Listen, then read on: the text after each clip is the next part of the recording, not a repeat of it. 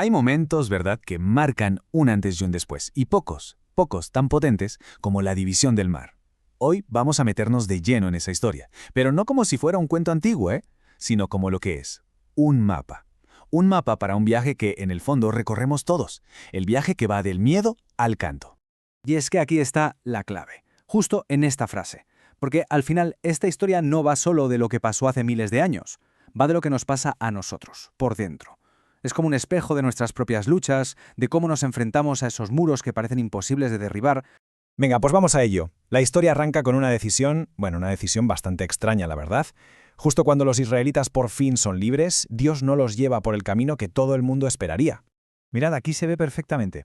Estaba el camino de los filisteos, que era, el lógico, el más corto, el más directo. Pero no. La Torá en Éxodo 13 nos cuenta que Dios los desvió, y no un poco, los metió por una ruta larguísima, confusa, que los llevaba directos a un callejón sin salida, el mar. Y claro, la pregunta es ¿por qué? ¿Por qué elegir el camino más complicado? Pues aquí está el porqué. Porque la redención de verdad, la libertad auténtica, no consiste solo en salir físicamente de Egipto. Lo difícil es sacar a Egipto de dentro de uno. Es un cambio de chip total. Y para dejar atrás esa mentalidad de esclavo, a veces hace falta el camino largo, el que te fuerza a mirar a tus peores miedos a la cara. Y claro, esa confrontación no se hace esperar. Llegan al mar y de repente ven al ejército egipcio a lo lejos, acercándose a toda velocidad.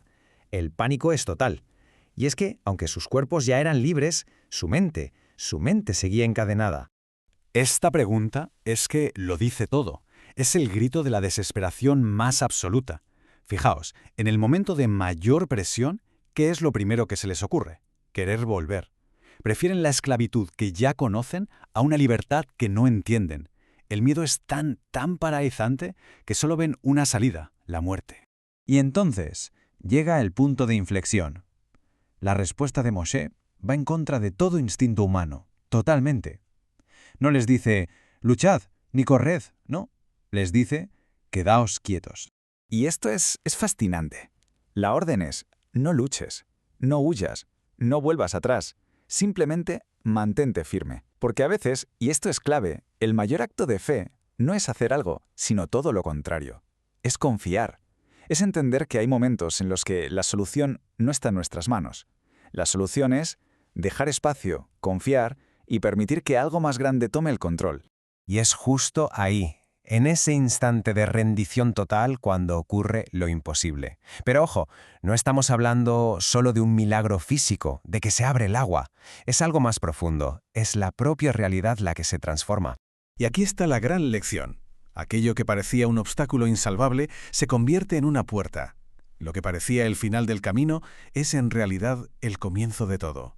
El mar, su peor pesadilla, la barrera que iba a acabar con ellos, se transforma en el único camino posible hacia la salvación. Increíble.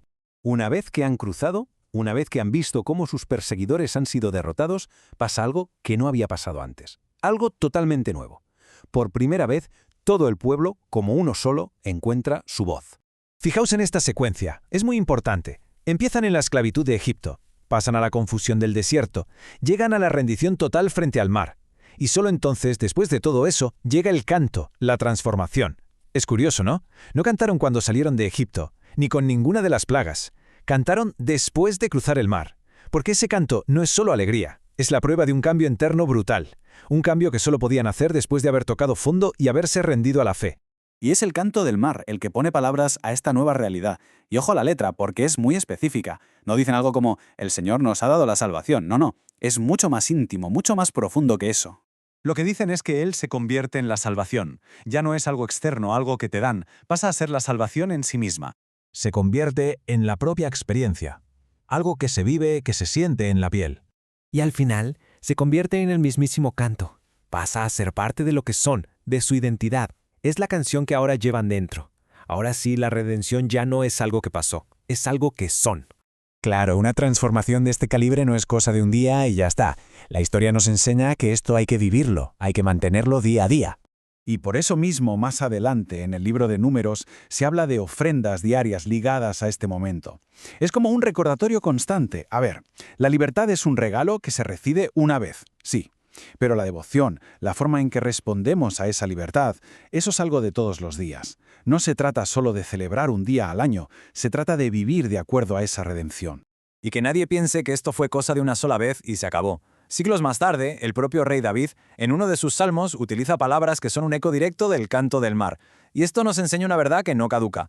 Cada generación tiene que enfrentarse a su propio Egipto, a su propio mar. Y cada generación tiene que encontrar la manera de componer su propio canto.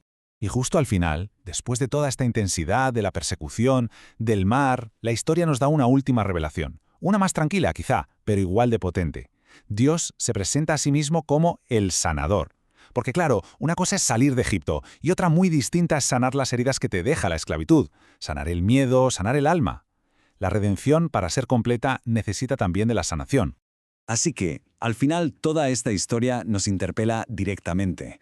Nos obliga a preguntarnos, bueno, ¿cuál es nuestro mar?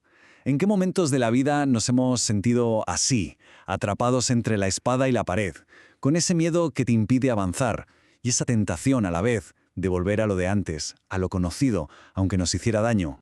Pero el mensaje fundamental, la gran promesa de toda esta historia, es un mensaje de esperanza.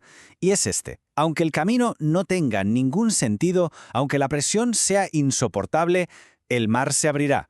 Ese obstáculo que hoy parece el fin del mundo se convertirá en el camino.